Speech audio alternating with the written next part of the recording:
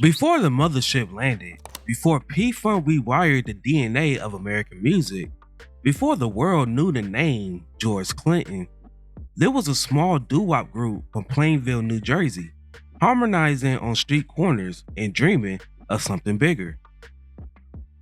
In the beginning, there was no spaceships, no elaborate costumes, no psychedelic funk odysseys, just raw voices, ambition, and a group of tight-knit singers casting the spark of harmony.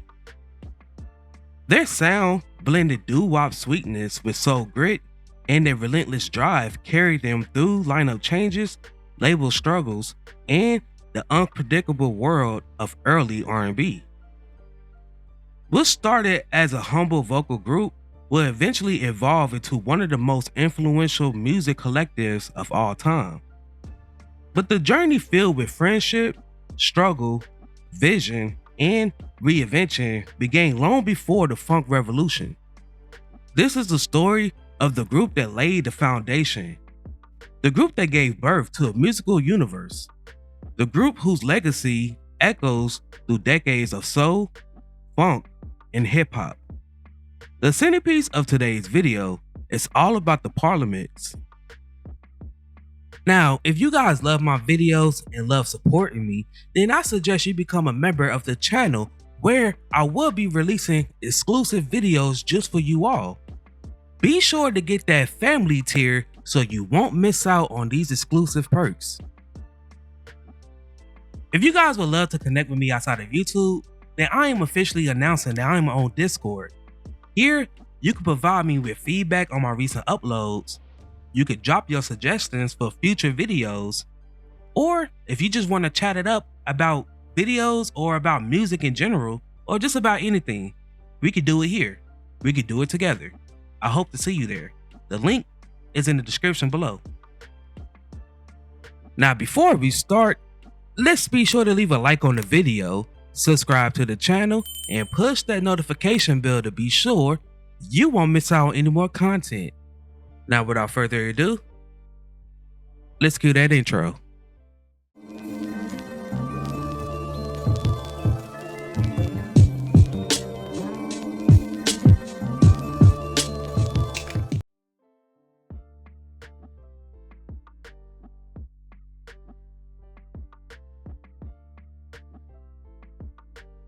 Plainfield, New Jersey in the mid-50s was a world of barbershops, corner businesses, and young dreamers singing under streetlights. Music was more than simply entertainment, it was an escape. Inside a small barbershop, something unusual was happening. George Clinton was only a teenager, and he had gathered a group of his friends who had passion for harmonies. Charles Butch Davis, Danny Mitchell, and Gene Boykin. They called themselves the Parliaments.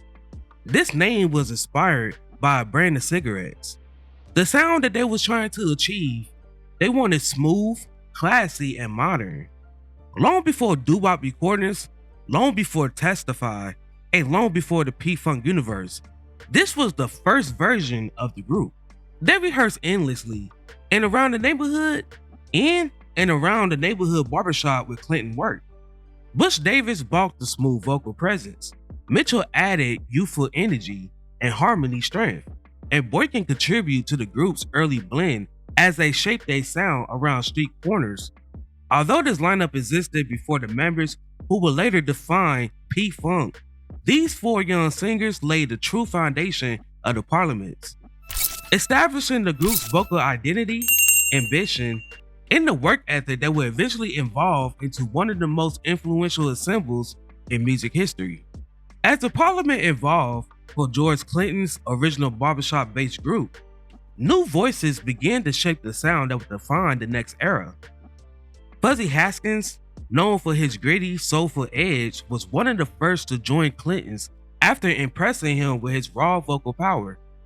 Grady Thomas, a childhood friend from Plainville, brought a strong, expressive baritone that added depth to their harmonies. Calvin Simon, fresh out of the church tradition, contributed a smooth, steady tenor that helped solidify the group's blend.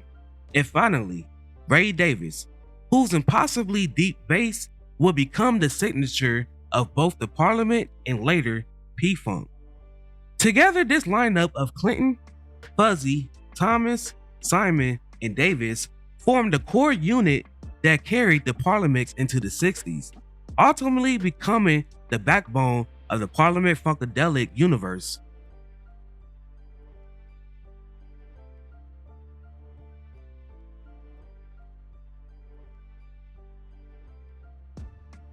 The group was originally modeled after Frankie Lyman and the Teenagers, but by the early 60s, they had established their own sound on developing soul and funk music styles, as well as a fondness for strange lyrics.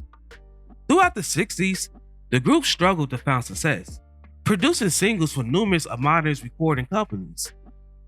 They changed labels multiple times and tried several double-sided singles without success. Doo-WOP in the late 50s was booming, but breaking through wasn't easy.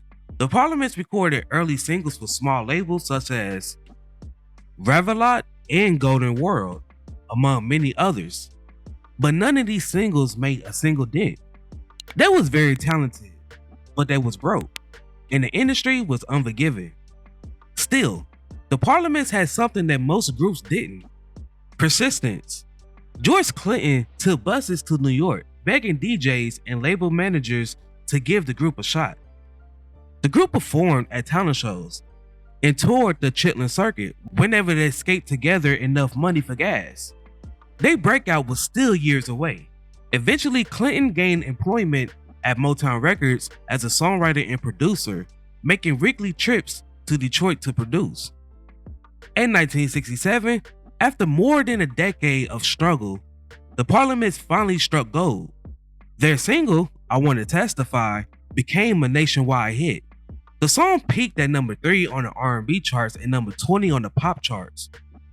In truth, Clinton was the only member of the Parliament to appear in the song, as the other members was unable to go to Detroit for the recording. To capitalize on the popularity of the song, Clinton formed a supporting band for a tour, bringing the Parliaments to 5 vocalists and 5 backing musicians. But with success came with a twist. Due to union issues, as I stated earlier, the group itself didn't record on the single. George Clinton was the only member present in the studio. Even stranger, the song's success caught the group off guard. They had no manager, no label stability, and no tour infrastructure. Still, they were suddenly stars. The Parliament toured heavily behind the hit, but when follow-up singles failed to chart, the group once again faced an old enemy: the business side of the music industry.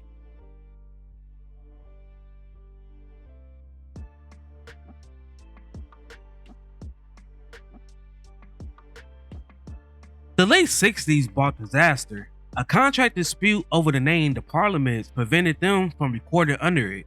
The group had suddenly lost their identity. Literally, most groups would have folded. With George Clinton, he did the opposite. He reimagined everything. They couldn't be the Parliaments, so they become something completely different. Not only did the group have issues with their label, there was another group that was named the Parliaments, and that was formed by Little Archie and William Banks in Huntington, West Virginia. The duo that was unaware of the existence of the group of the same name from New Jersey. The conflict with the name eventually came to head when a judge found in favor and George Clinton had to change their name. Even though this group kept the name, they never saw the same success as the other band. In dealing with the issue of losing the group's name, in order to continue recording for other labels, Clinton he decided to rename the entire ensemble Funkadelic, a name that was coined by bassist Billy Bass Nelson. Clinton positioned Funkadelic as a funk rock band, featuring the 5 backing musicians with the 5 Parliament singers as uncredited guests. When the label declared bankruptcy, the Parliaments was sold to Atlantic Records. Clinton abandoned Doo-WOP to avoid working for Atlantic. Even with Funkadelic operating as a recording and touring entity, in 1970, Clinton relaunched the Parliaments as a new R&B bass funk band that's now known as Parliament. The lineup still consists of the 5 original singers plus the 5 backing musicians, with the group having 2 acts signed with different labels.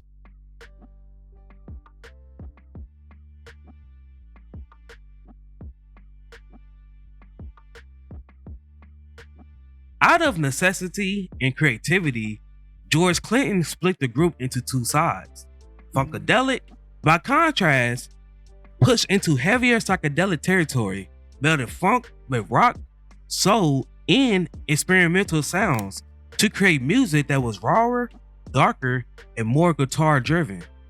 Parliament, a horn-driven theatrical funk machine built on harmonies and groove. But here's the twist.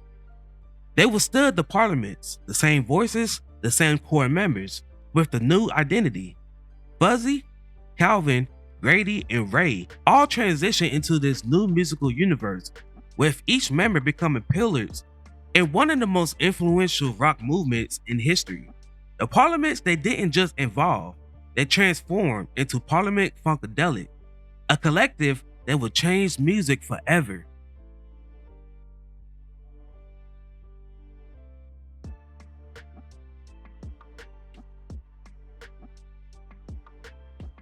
As Parliament-Funkadelic exploded into the 70s, many fans had no idea that the powerhouse began as a collective, modest doo-wop quintet. But the existence of the Parliaments never disappeared. Their harmony-driven vocals gave P-Funk its unique texture, unlike anything in funk, R&B, or rock at the time. Their early struggles taught the group resilience. Their name dispute forced their reinvention. Their brotherhood shaped one of the greatest musical movements ever. The Parliaments wasn't just a footnote, that was the blueprint. In the decades that followed, former Parliament members continued performing, recording, and participating in P-Funk reunions. Each left their own mark. Over the years, the world lost some of the original members. Ray Davis passed on July 5th, 2005 at the age of 65. Fuzzy passed on March 16, 2023 at the age of 81. Calvin Simon passed on January 6, 2022 at the age of 79. Now, I'm not sure about the whereabouts of the original members, but if you are aware, please let me know in the comments. In 1997, the Parliaments, along with the greater P-Funk collective, was inducted into the Rock and Roll Hall of Fame. Today, when you hear the word Parliament, you might think of spaceships, star children, and groove mythology. But beneath the cosmic universe is a bunch of Plainfield men who harmonize their way into music history. Resilience, originality, and harmony. And the Parliaments demonstrated that all three are achievable. Without the Parliaments, there would be no Parliament, no Funkadelic, no P-Funk, no Mothership. Everything began here. Now, before we go, I have a question for you all. What story for the P-Funk collective would you like to see next?